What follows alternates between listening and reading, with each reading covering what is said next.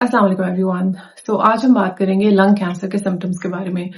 Lung cancer is unfortunately सबसे fatal cancer है और लेकिन अच्छी बात यह है कि पिछले कुछ सालों में लंग कैंसर का ट्रीटमेंट इतना इम्प्रूव हो गया है, इतनी अच्छी नई ड्रग्स लंग कैंसर के ट्रीटमेंट में इंक्लूड हो गई हैं कि स्पेशली ऐसे पेशेंट्स जो कि स्टेज 4 में डायग्नोज होते थे उनका सर्वाइवल बहुत हद तक बेहतर हो गया है।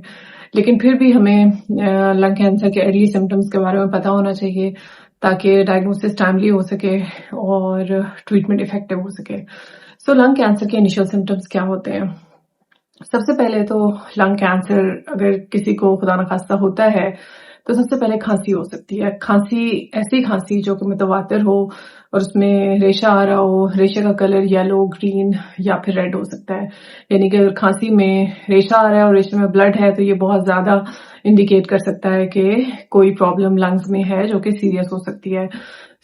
इसके अलावा चेस्ट पेन का होना, चेस्ट पेन डिपेंडिंग कि ट्यूमर किधर है किसी भी जगह पे हो सकती है। समटाइम्स पेन फ्रंट पे होती है, साइड्स पे होती है, बैक पे होती है।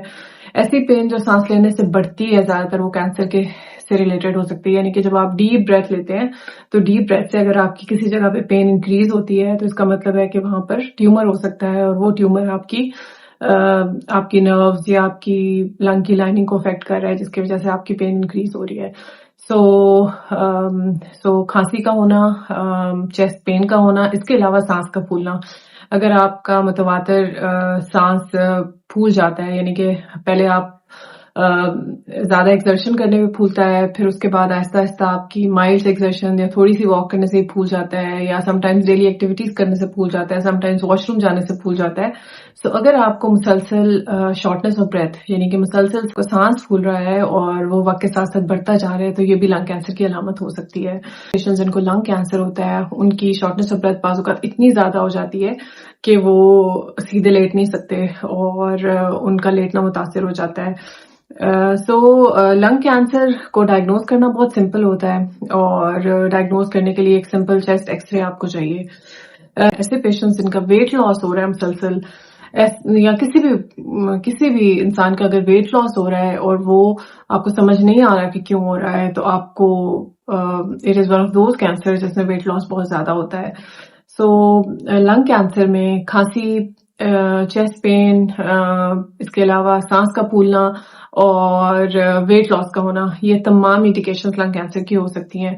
इसके अलावा जो पेशेंट्स हमारे पास एडवांस स्टेज में आते हैं ऑब्वियसली उनको भी वेट लॉस होता है, उनको भूख कम हो जाती है, उनका खाना पीना कम हो जाता है, उनको बोन पेन स्टार्ट हो जाती है।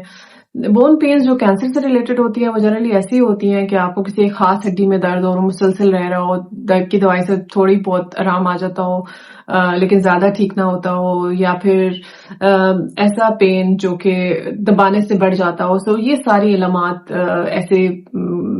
ऐसी पेन की हो सकती हैं जो कि कैंसर के स्प्रेड होने की वजह से होती है। इसी तरह जब कैंसर खुदा न खास्ता लिवर में स्प्रेड होता है तो आपकी भूख कम हो जाती है, आपका वेट लॉस होना शुरू हो जाता है,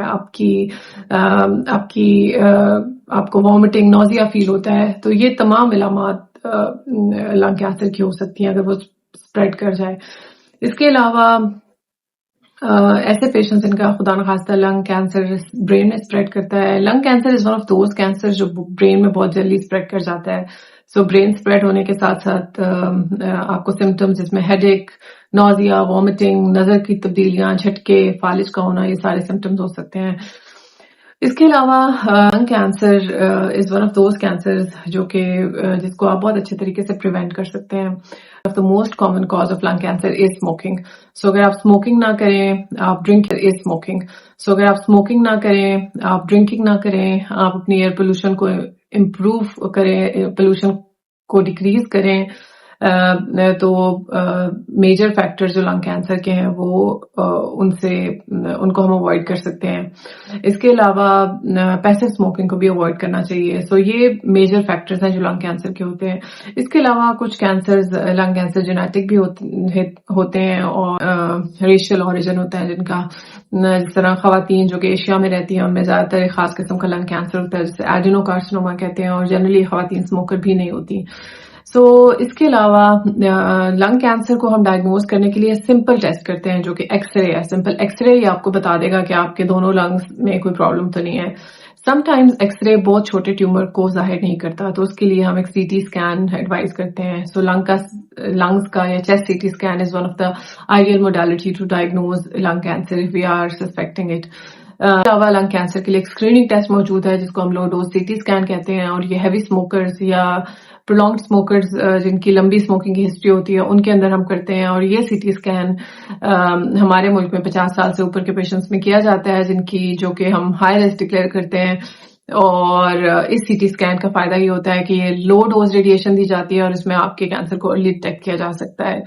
سو دوبارہ سے میں ریٹریٹ کروں گی کہ لنگ کینسر کے سمٹمز میں سب سے کامن سمٹمز کھانسی کا ہے. اگر کھانسی متواتر ہے اور کھانسی میں خون آ رہا ہے یا ریشے کا کلر گرین ہے یا یلو ہے یا ریڈش کلر کا ہے تو یہ سب لنگ کینسر کی علامات ہو سکتے ہیں. اس کے علاوہ چیسٹ پین کا مسلسل ہونا کسی ایک سائڈ پہ یا کسی بھی سائڈ پہ پین مسلسل رہنا بھی لنگ کینسر کی علامت ہو سکتی ہے. اس طرح اگر کسی کا سانس پھول رہا ہے اور وہ متواتر پھول رہا ہے اور وقت کے ساتھ ساتھ بڑھ رہا ہے، اتنا بڑھ جاتا ہے کہ آپ کے لیے واش روم جانا مشکل ہو جاتا ہے یا پھر آپ کے لیے سیدھا لیٹنا مشکل ہو جاتا ہے، تو یہ سب لنگ کینسر کی علامات ہو سکتی ہیں.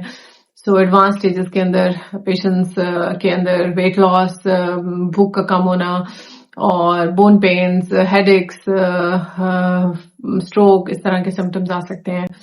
سو اپنی حفاظت کریں، اور اگر ان میں سے کوئی بھی سمٹمز جو میں نے آپ کو بتائے ہیں، کوئی بھی سمٹمز اگر آپ کو لگتا ہے اور وہ ٹھیک نہیں ہو رہے، تو جیسے کہ آپ کو میں نے ٹیسٹ کا انڈیکیشن دیا تو وہ آپ کرا سکتے ہیں.